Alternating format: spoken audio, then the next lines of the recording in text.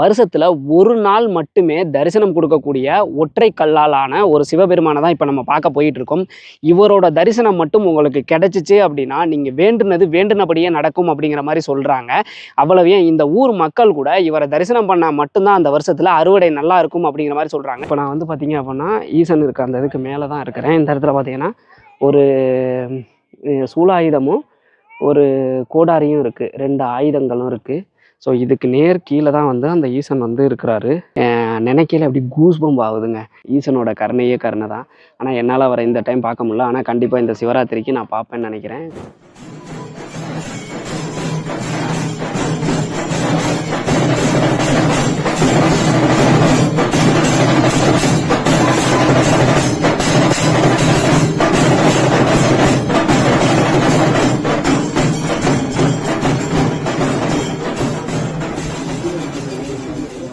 இந்த மாதிரி ரிட்டன் ஸ்பாட்லாம் வந்துட்டு நம்ம சேனலில் தான் வந்து நம்ம உங்களுக்கு தெரியப்படுத்திக்கிட்டு இருக்கிறோம்.